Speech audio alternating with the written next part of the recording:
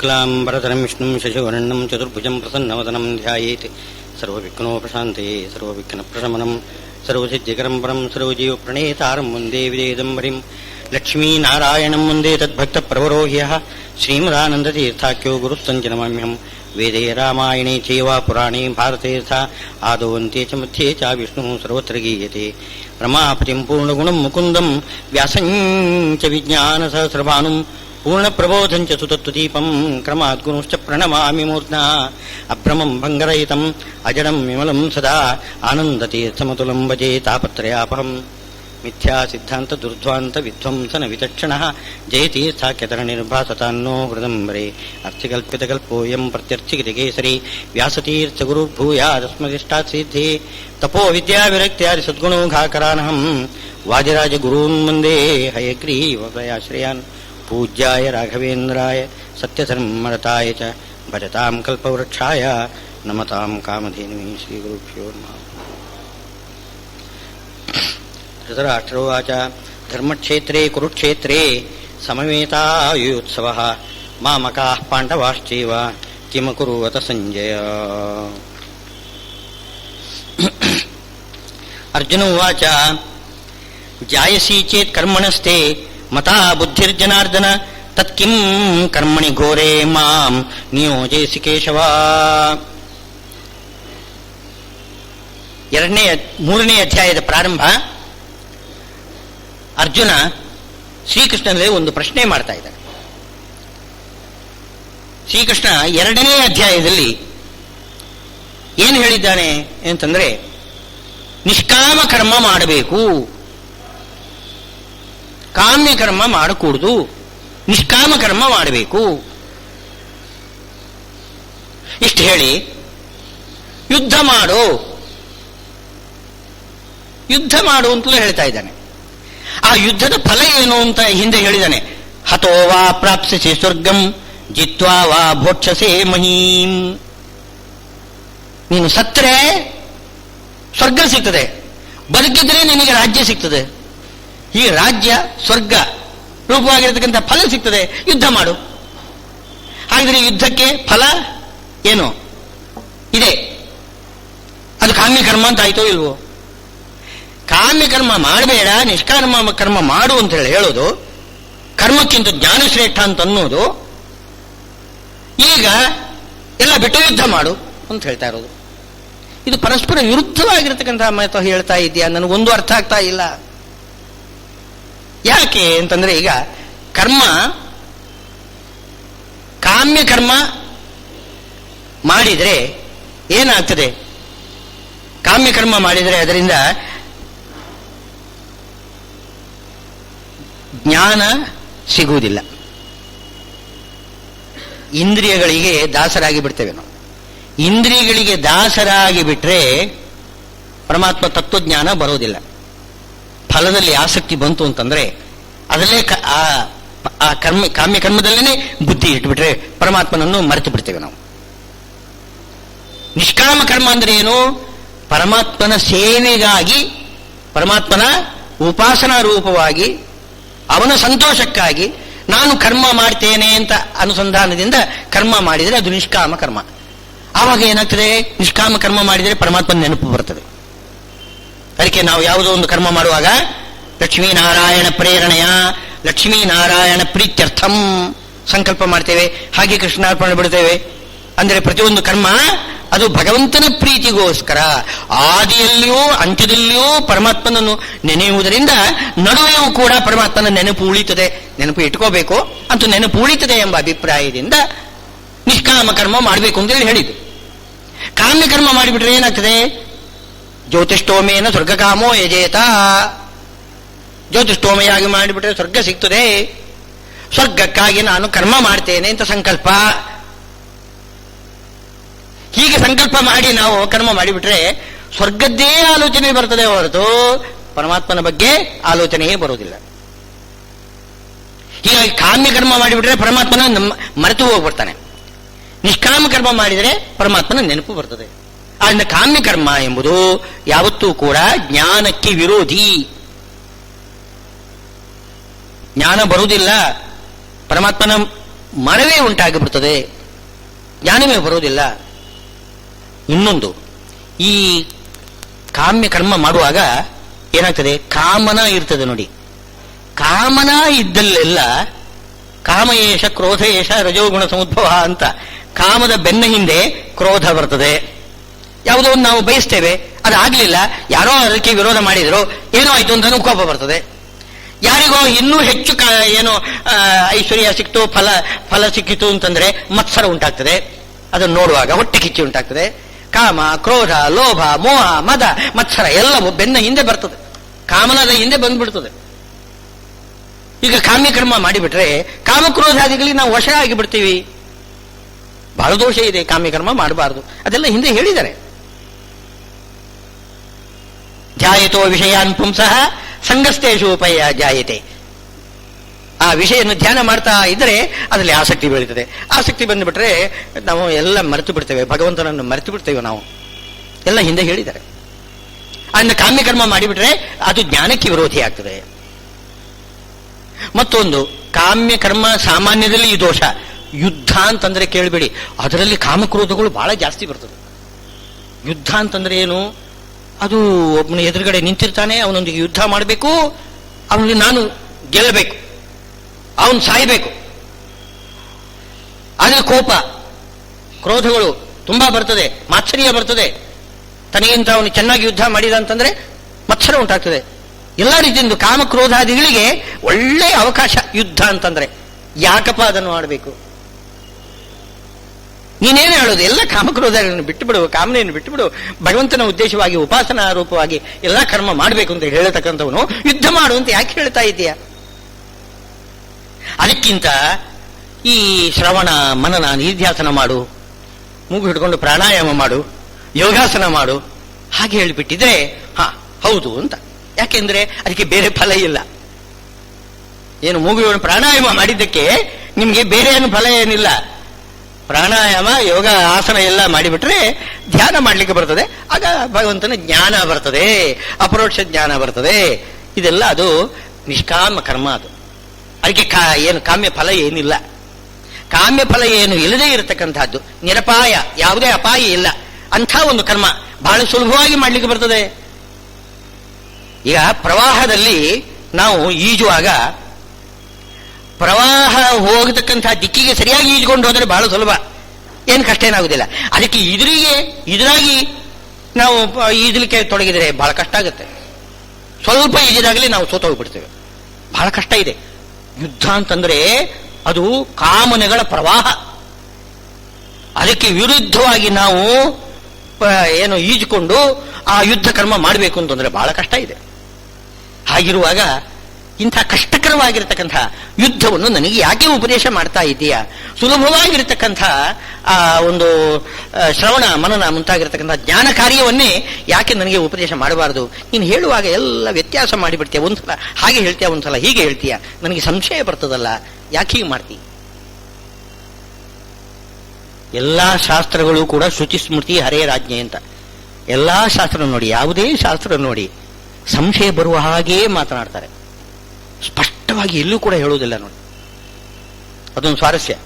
ವೇದ ಆಗಲಿ, ಉಪನಿಷತ್ತಾಗಲಿ, ಮಹಾಭಾರತ ಆಗಲಿ ಎಲ್ಲದೂ ಕೂಡ, ಭಗವದ್ಗೀತೆಯಲ್ಲಿ ಕೂಡ ಏನು ನೋಡಿದ್ರೆ ಕೆಲವು ಕಡೆಯಲ್ಲಿ ವಿಚಿತ್ರವಾಗಿ ಕಾಣಿಸ್ತದೆ, ನಮಗೆ ಸಂಶಯ ಬರ್ತದೆ. ಅದಕ್ಕೆ ಭಾಷ್ಯ ಬರಿಬೇಕು. ಶ್ರೀಮದಾಚಾರ್ಯರು 2 ಗ್ರಂಥ ಬರೆದಿದ್ದಾರೆ, ಭಾಷ್ಯ ಮತ್ತು ತಾತ್ಪರ್ಯ ಅಂತ 2 ಗ್ರಂಥ ಬರೆದಿದ್ದಾರೆ ಗೀತೆಗೆ. ಗೀತೆ ಅಂತಂದ್ರೆ ನಮಗೆ ಪರಮ ಪವಿತ್ರವಾಗಿರ್ತಕ್ಕಂತಹ ಗ್ರಂಥ, ತಲೆ ಮೇಲೆ ಇಟ್ಟುಕೊಳ್ತಕ್ಕಂಥದ್ದು ಪರಮ ಪ್ರಮಾಣ. ಗೀತೆ ಹೇಳಿದ್ದೆ ದೊಡ್ಡದು, ಕೊನೆಯದು, ಆ ಕೊನೆಯ ಶಬ್ದ ಅದು. ಅಂಥದ್ರಲ್ಲಿ ಅದಕ್ಕೆ ವ್ಯಾಖ್ಯಾನ ಬೇಕಾಗ್ತದೆ ಎಂತಂದರೆ ಇದ್ಯಾಕೆ ಹೀಗೆ ಮಾಡ್ತಾನೆ ಪರಮಾತ್ಮ? ಬ್ರಹ್ಮಸೂತ್ರ ಇದೆ ನೋಡಿ, ಎಲ್ಲದಕ್ಕೂ ನಿರ್ಣಯ ಮಾಡತಕ್ಕಂಥದ್ದು. ಬ್ರಹ್ಮಸೂತ್ರನೂ ಹಾಗೇನೆ. ಅಲ್ಲಿ ಹೆಸರು ಏನು ಹೇಳ್ತದೆ? ಬ್ರಹ್ಮಸೂತ್ರ ಅಂತ. ಅದನ್ನ ಯಾಕಪ್ಪ ವಿಷ್ಣು ಸೂತ್ರ ಅಂತ ಹೇಳಬಾರ್ದಿತ್ತೆ? ಯಾಕೆಂದ್ರೆ ಜಗಳ ಆಡಬೇಕು ಕೆಲವರು, ಶಿವಸೂತ್ರ ಅಂತ ಅಭಿಪ್ರಾಯದಿಂದ. ಬ್ರಹ್ಮ ಶಬ್ದಕ್ಕೆ ಕೆಲವರು ಬ್ರಹ್ಮ ವಿಷ್ಣು ಅಂತ ಅರ್ಥ ಮಾಡ್ತಾರೆ, ಕೆಲವರು ಶಿವ ಅಂತ ಅರ್ಥ ಮಾಡ್ತಾರೆ. ಜಗಳ ಆಡಬೇಕು, ಬೇಕು ಅಂತಲೇ ಬ್ರಹ್ಮಸೂತ್ರ ಅಂತ ಅದಕ್ಕೆ ಹೆಸರು. ಆ ವೇದದಲ್ಲಿಯೂ ಕೂಡ ತದ್ವಿಜಿಜ್ಞಾಸಸ್ವ ತದ್ ಬ್ರಹ್ಮ ಅಂತ ಹೇಳೋದು. ಯತೋ ವಾ ಇಮಾನಿ ಭೂತಾನಿ ಜಾಯಂತೆ ಯೇನ ಜಾತಾನಿ ಜೀವಂತಿ ಯತ್ ಪ್ರಯಂತ್ಯ ವಿಸಮ್ಮಿಷಂತಿ. ಸೃಷ್ಟಿ, ಸ್ಥಿತಿ, ಲಯ, ಮೋಕ್ಷ ಇದನ್ನೆಲ್ಲ ಪ್ರಪಂಚಕ್ಕೆ ಮಾಡ್ತಕ್ಕಂಥವನು ಯಾರು ಅಂತಂದ್ರೆ ಬ್ರಹ್ಮ ಅಂತ ಉತ್ತರ ಕೊಡೋದೆ ವೇದ. ವಿಷ್ಣು ಅಂತ ಹೇಳಬಾರ್ದ? ಅದ್ಯಾಕೆ ಅಂತಂದ್ರೆ ಆ ವೇದದ ಅಭಿಪ್ರಾಯನೂ ಹಾಗೇನೆ. ಜನ ಜಗಳಾಡಬೇಕು. ವಿಷ್ಣು ಭಕ್ತರು ವಿಷ್ಣುವೇ ಮೂರನ್ನು ಮಾಡ್ತಾನೆ ಅಂತ ಹೇಳಬೇಕು, ಶಿವಭಕ್ತರು ಶಿವನೇ ಮೂರನ್ನು ಮಾಡ್ತಾನೆ ಅಂತ ಹೇಳಬೇಕು, ಜಗಳಾಡಬೇಕು. ಅಂತೂ ಎಲ್ಲರನ್ನೂ ಕೂಡ ಕಷ್ಟ, ಏನೋ ಒಂದು ವಿಚಿತ್ರವಾಗಿರುತ್ತೆ. ಯಾವುದೇ ಒಂದು ಅಂಶ ನೋಡಿದರೆ ನಿಮಗೆ ಪೂರ್ತಿಯಾಗಿ ಜ್ಞಾನವೇ ಬರುವುದಿಲ್ಲ. ಆ ಬ್ರಹ್ಮ ಜಿಜ್ಞಾಸ ಅಂತ ಹೇಳುವಾಗ ಕೆಲವು ಕಡೆಯಲ್ಲಿ ಓಮಿತ್ಯೇದ ಅಕ್ಷರಂ ಉದ್ಗೀತಂ ಉಪಾಸೀತ ಅಂತ ಹೇಳ್ತಾರೆ. ನಾರಾಯಣ ಪರಂ ಬ್ರಹ್ಮ ನಾರಾಯಣ ಅಂತ ಹೇಳಿ ನಾರಾಯಣ ಮಹಾಜ್ಞೇಯಂ ವಿಶ್ವಾತ್ಮಾನಂ ಪರಾಯಣಂ, ಅಲ್ಲಿ ನಾರಾಯಣ ಶಬ್ದವನ್ನು ಹೇಳಿದ್ದಾರೆ. ಅದೇ ರೀತಿ ಶಿವನ ಬಗ್ಗೆನೂ ಕೂಡ ಕೆಲವು ಶಬ್ದಗಳು ಬರ್ತದೆ ಇದೇ ತರ. ಪ್ರಪಂಚೋಪಶಮಂ ಶಿವಂ ಅದ್ವೈತಂ ಅಂತ ಈ ವಾಕ್ಯನೂ ಬರ್ತದೆ. ಪ್ರಪಂಚೋಪಶಮಂ ಶಿವಂ ಅದ್ವೈತಂ ಈ ರೀತಿ ವಾಕ್ಯನೂ ಕೂಡ ಬರ್ತದೆ. ಶಿವ ಶಬ್ದನೂ ಬರ್ತದೆ, ವಿಷ್ಣು ಶಬ್ದನೂ ಬರ್ತದೆ, ನಾರಾಯಣ ಶಬ್ದ ಬರ್ತದೆ, ಓಂಕಾರ, ಉದ್ಗೀತ ಮುಂತಾದ ಶಬ್ದಗಳೆಲ್ಲ ಬರ್ತದೆ, ಬ್ರಹ್ಮ ಅಂತ ಬರ್ತದೆ. ಒಂದು ಸರಿಯಾಗಿರ್ತಕ್ಕ ಒಂದೇ ಒಂದು ಮಾತಿನಲ್ಲಿ ಹೇಳಬಾರ್ದೇನೋ ವಿಷ್ಣುವೇ ಶಿವನೇ. ಆ ಯಾವುದು ವಿವಾದ ಬಾರದ ಹಾಗೆ ಯಾಕೆ ಹೇಳಬಾರದು? ಯಾಕೆ ಹೇಳುವುದಿಲ್ಲ? ಒಂದೊಂದು ರೀತಿ ಅದೇನಾಗಿದೆ ನೋಡ್ತಕ್ಕಂಥವ್ರು ಏನಾಗುತ್ತೆ, ಒಂದು ಭಾಗ ನೋಡಿಬಿಟ್ರೆ ಈಗ ನಾರಾಯಣಂ ಮಹಾಜ್ಞೇಯಂ ವಿಶ್ವಾತ್ಮಾನಂ ಪರಾಯಣಂ ಅಂತ ಒಂದು ನೋಡಿಬಿಟ್ರೆ, ಓ ನಾರಾಯಣನೇ ಎಲ್ಲವನ್ನೂ ಕೂಡ ಮಹಾಜ್ಞೇಯ, ಅವನೇ ಎಲ್ಲವನ್ನೂ ಕೂಡ ಮಾಡ್ತಾನೆ, ಯದ್ಭೂತಂ ಯಚ್ಚ ಭವ್ಯಂ ಇತ್ಯಾದಿಗಳೆಲ್ಲ ಎಲ್ಲ ಪರಮಾತ್ಮನೇ ನಾರಾಯಣನೇ ಅಂತ ತಿಳ್ಕೊಳ್ತೇವೆ. ಅದೇ ಶಿವಭಕ್ತರು ಶಿವವಾಕ್ಯವನ್ನು ನೋಡಿಬಿಟ್ಟು ಶಿವನೇ ದೊಡ್ಡದು ಅಂತ ಹೇಳ್ತಾರೆ. ಹೀಗೆ ಒಬ್ಬೊಬ್ಬರು ಒಂದೊಂದು ರೀತಿ ಹೇಳಿಬಿಟ್ರೆ ಇದೇನಾಗ್ತದೆ ಅಂತಂದ್ರೆ, ಈ ಒಂದು ಉದಾಹರಣೆ ಕೊಡಬೇಕು ಅಂದ್ರೆ, ಈ ಕುರುಡರು ಆನೆಯನ್ನು ನೋಡಿದ್ರಂತೆ. ಕುರುಡರು ಇದು ನೋಡಿದ್ಯಾ ನೀನು ಆನೆಯನ್ನು? ಹೌದು ನಾನು ಮುಟ್ಟಿ ನೋಡಿದ್ದೇನೆ ಅಂತ. ಕಣ್ಣಿಂದ ನೋಡ್ಲಿಕ್ಕೆ ಆಗಲ್ಲ, ಮುಟ್ಟಿ ನೋಡಿದ್ದಾನೆ. ಎಲ್ಲಿ ನೋಡಿದ? ಒಬ್ಬ ಕುರುಡ ಹೇಳಿದ ಆನೆ ಹೇಗಿದೆ ಅಂತಂದ್ರೆ, ಅವನು ಕಾಲು ಮುಟ್ಟಿ ನೋಡಿದ. ಆನೆಯ ಕಾಲು ಮುಟ್ಟಿ ನೋಡಿದಾಗ ಅದು ಕಂಬದ ಹಾಗಿತ್ತು. ಓ ಆನೆ ಅಂದ್ರೆ ಕಂಬದ ಹಾಗಿದೆ ಅಂತಂದ. ಇನ್ನೊಬ್ಬ ಕುರುಡ ಅವನು ಮೇ ಮುಟ್ಟಿ ನೋಡಿದ, ಅದು ಗೋಡೆ ಆಗಿದೆ ಅಂತಂತಾನೆ. ಇನ್ನೊಬ್ಬ ಅದರ ಬಾಲ ಮುಟ್ಟಿ ನೋಡಿದ, ಅದು ಒನಕೆ ಆಗಿದೆ ಅಂತಂದ. ಹೀಗೆ ಒಬ್ಬೊಬ್ಬರಿಗೆ ಒಂದೊಂದು ರೀತಿಯಾಗಿ ಕಾಣಿಸ್ತದೆ. ಯಾರಿಗೂ ಕೂಡ ಆನೆ ಅಂತಂದ್ರೆ ಒಂದು ಕಲ್ಪನೆ ಬರುವುದಿಲ್ಲ. ಒಂದೊಂದು ವಾಕ್ಯ ನೋಡ್ಕೊಂಡು ಹೋಗ್ತಾರೆ.